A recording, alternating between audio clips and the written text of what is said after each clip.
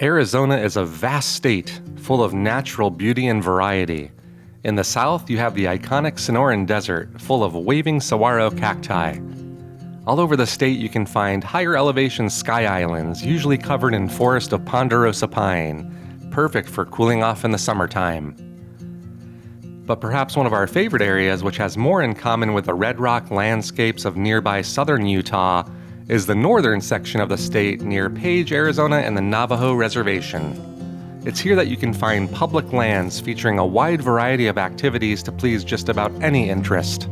Today, we explore an Arizona classic, Lee's Ferry. At Lee's Ferry, you can find world-class hikes, plenty of human history, and even the cooling waters of the Colorado River upstream of the Grand Canyon. On today's episode, we're going to share some of our favorite things to do in Lee's Ferry. So with the heat of summer well on its way, let us show you a couple ways you can keep cool while having a good time in Arizona. Our entry point to adventure is a bridge, or rather two bridges that cross the Colorado River at a location called Marble Canyon, just upstream of the grandest canyon of all. Crossing this bridge is perhaps the most common way people can travel between the south rim of the Grand Canyon and the northern side. And it's how we're going to get to Lee's Ferry, just a few miles upstream from this crossing point. The Navajo Bridge consists of a historic bridge, which you can still walk on as a pedestrian, and a wider, more modern counterpart that modern travelers can drive across. This is one of only 7 land crossings across the Colorado River for a span of 750 miles. Before the age of bridges and going back to the 1800s and beyond, the only way to cross over was at historic Lee's Ferry, which we'll get to in due time. As the age of the automobile arrived, crossing the river on the old ferry became a riskier proposition. So in 1927, the original bridge began construction. Coincidentally, in 1928, the ferry actually sank, killing 3.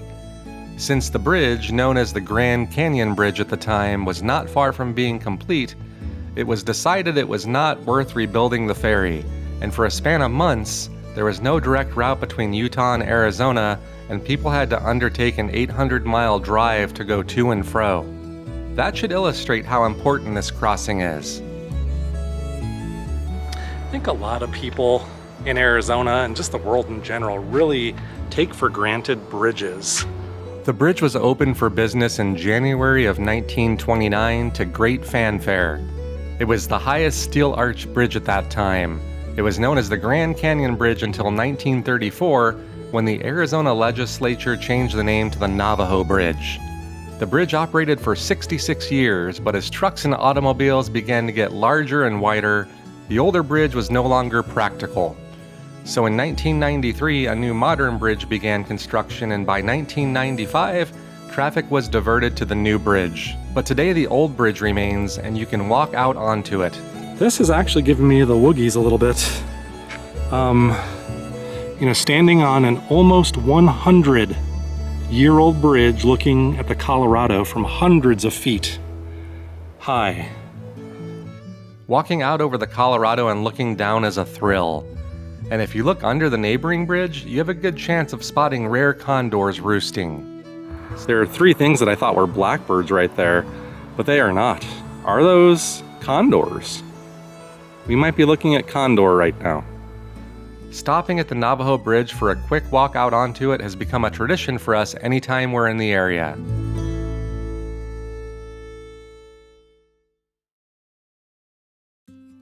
Welcome to Lee's Ferry, a site rich in history, nestled in the rugged Arizona landscape along the Colorado River.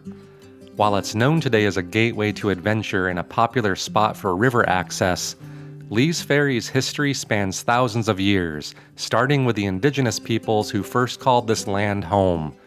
For centuries, the Navajo and Hopi tribes used this crossing here to travel between their settlements and other areas, navigating the mighty Colorado River. But it wasn't until the mid-1800s that Lee's Ferry became a key point for settlers and explorers. In 1858, John D. Lee, a Mormon settler, established a ferry at this site, forever marking the location with his name. Lee, a controversial figure in history, was both a pioneer and a tragic part of the infamous Mountain Meadows Massacre, where he played a significant role. So for about 5 days, there would have been a group of wagons here and animals and probably, sobbing people, crying people, screaming people. At times, the sounds of loud gunfire being exchanged for 5 days.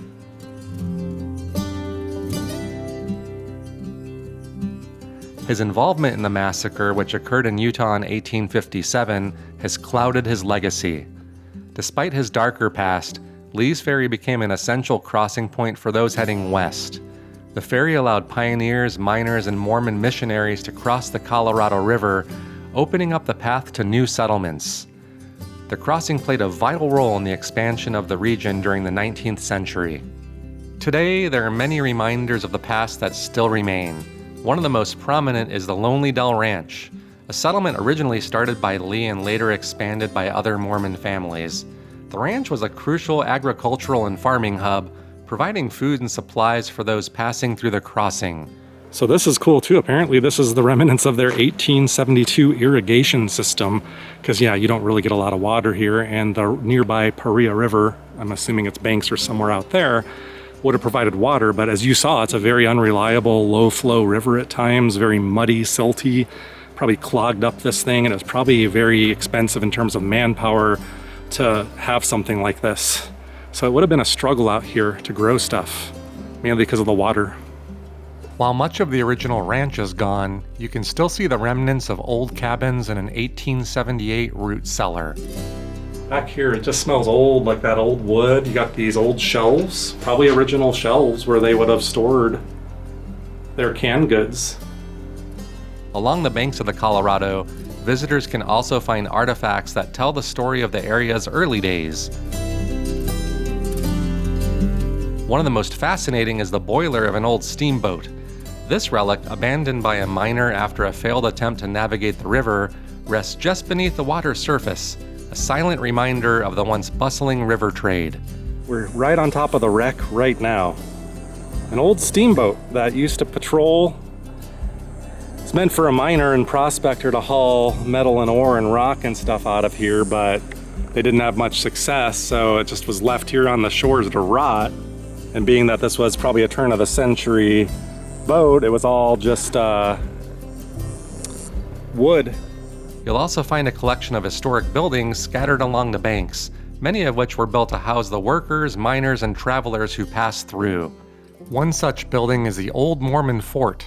This structure, built in the mid-1800s, was a gathering place for early settlers. But it was really here just as a stronghold in case of times of stress or problems with local populations or other groups in the area. These structures, though weathered and worn, continue to stand and offer a glimpse into life during a time when Lee's Ferry was an essential lifeline for those moving westward. Now that we explored some of the history of this water crossing, it's time to get into the water itself. If you're looking for a truly unique way to experience the Colorado River, the Glen Canyon Backhaul is a must-try adventure. This stretch of the river, located just below Glen Canyon Dam, offers some of the most scenic and thrilling views you'll encounter along the Colorado. Whether you're a first-time kayaker or an experienced paddler, this trip delivers an unforgettable experience. To get to the beginning of the float, you'll likely want to take advantage of the convenience of a tow service, which transports you and your kayak right to the starting point.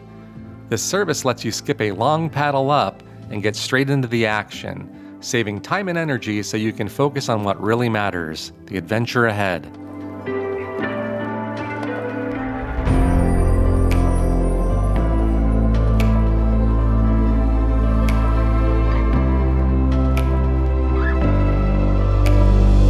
The tow service itself is a fantastic way to enjoy the beauty of the canyon with none of the work.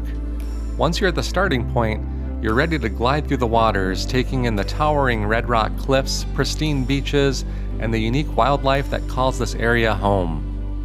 The backhaul trip is a perfect blend of serenity and excitement. The river's current helps you drift along, but you'll still have plenty of opportunities to explore and enjoy the scenery. As you paddle, you'll pass through narrow, winding canyons and open stretches, offering new perspectives at every turn. The sheer scale of the landscape here is awe-inspiring, and the contrast between the calm water and the jagged rock formations will leave you speechless. While the journey is peaceful, there's still some level of challenge, especially if you're not used to paddling in a river environment. But don't worry, the experience is manageable, and the views more than make up for the effort. And this is, so far, a treat. It's very gentle. It's supposed to be class 1 all the way to Lee's Ferry, so we're not gonna hit any rapids or anything. Keep an eye out for wildlife along the riverbanks, from bighorn sheep to countless bird species that call these cliffs home, and other reptile friends. I saw another beaver, actually. What I presume is a beaver. It went swimming across and went into one of these little areas back into the thick vegetation. So maybe its little lodge is somewhere in there.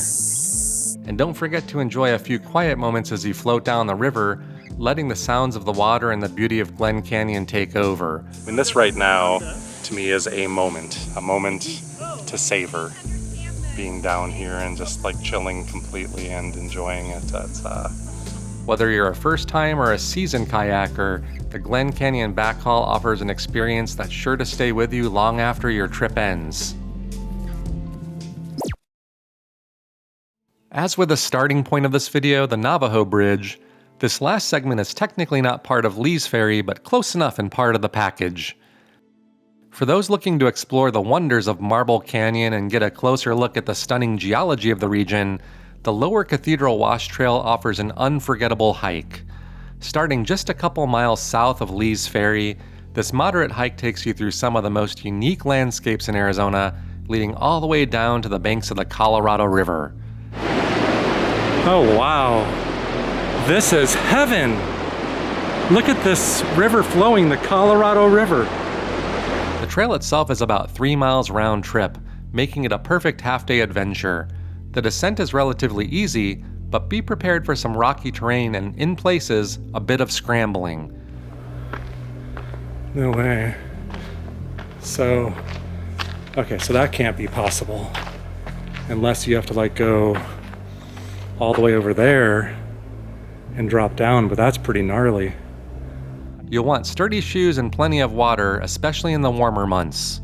One of the highlights of this trail is the geology.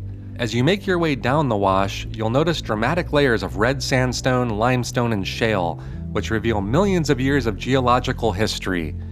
These layers tell a story of how this land was shaped by ancient seas, desert winds, and time itself. Cathedral Wash, in particular, is a perfect example of how erosion has carved this landscape, creating a winding path through towering cliffs and narrow passages. The trail offers fantastic views of the surrounding canyon walls, which rise up on either side. Let's take a minute and pause to see how high these cliffs are above me. I mean, this is so crazy cool. Amazing. You'll also see signs of flash flooding in the area, with the trail weaving in and out of dry creek beds, which can quickly fill with water during storms, a reminder of how powerful nature is in this region. As you reach the Colorado River at the end of the trail, you'll be rewarded with incredible views of the water and the surrounding landscape. The sheer scale of the canyon and the river's quiet flow are breathtaking.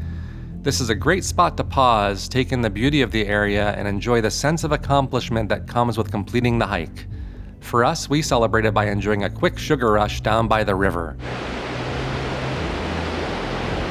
Woohoo!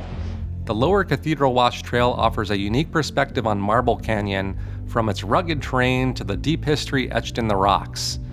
Whether you're a geology enthusiast, an avid hiker, or simply someone looking for a beautiful spot to enjoy nature, this trail is a must-do when visiting the area.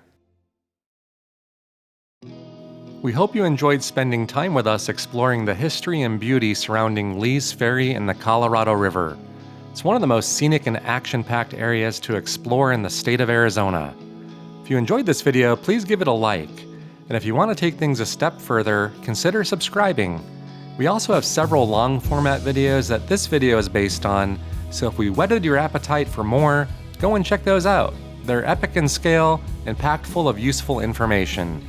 Thanks again for joining us on today's presentation, and we hope to see you again on the next one.